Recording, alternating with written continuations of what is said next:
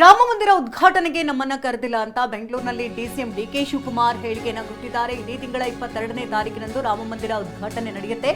ಆ ಉದ್ಘಾಟನೆಗೆ ನಮ್ಮನ್ನ ಕರೆದಿಲ್ಲ ಅಂತ ಡಿಸಿಎಂ ಹೇಳಿಕೆಯನ್ನು ಕೊಟ್ಟಿದ್ದಾರೆ. ಮುಖ್ಯಮಂತ್ರಿಗಳನ್ನು ಉದ್ಘಾಟನೆಗೆ ಕರೆದಿಲ್ಲ. ನಾನೋರ್ವ ಶಿವಭಕ್ತ, ಆಂಜನೇಯನ ಮೂರ್ತಿ ಇಲ್ಲಿದೆ ಅಂತ ಮಾತನಾಡಿದ್ದಾರೆ. ಇನ್ನು ಅನ್ನಭಾಗ್ಯ ಅಕ್ಕಿಯಿಂದಲೇ ಅಕ್ಷತೆ ಆಗ್ತಾ ಇರುವುದು ಸಂತೋಷದ ವಿಚಾರ ಅಂತ ಬೆಂಗಳೂರಿನಲ್ಲಿ ಡಿಸಿಎಂ ಡಿಕೆ ಶಿವಕುಮಾರ್ ಹೇಳಿಕೆಯನ್ನು ಕೊಟ್ಟಿದ್ದಾರೆ.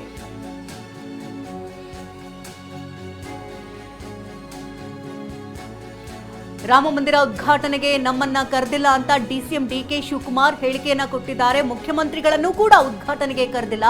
ನಾನೋರ್ವ ಶಿವಭಕ್ತ, ಆಂಜನೇಯನ ಮೂರ್ತಿ ಇಲ್ಲದೆ ಅನ್ನಭಾಗ್ಯ ಅಕ್ಕಿಯಿಂದ ಅಕ್ಷತೆ ಆಗ್ತಾ ಇರೋದು ಸಂತೋಷದ ವಿಚಾರ ಅಂತ ಬೆಂಗಳೂರಿನಲ್ಲಿ ಡಿಸಿಎಂ ಡಿಕೆ ಶಿವಕುಮಾರ್ ಹೇಳಿಕೆಯನ್ನ ಕೊಟ್ಟಿದ್ದಾರೆ. ಇದೇ ತಿಂಗಳ 22ನೇ ತಾರೀಕಿನಂದು ರಾಮ ಮಂದಿರ ಉದ್ಘಾಟನೆ ನಡೀತಾ ಇದೆ.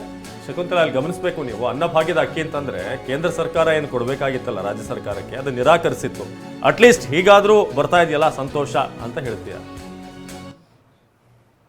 ರಾಜ್ಯದಲ್ಲಿ ಬಂದಿದ್ದು See, I have not been invited. Either my chief minister have not been invited.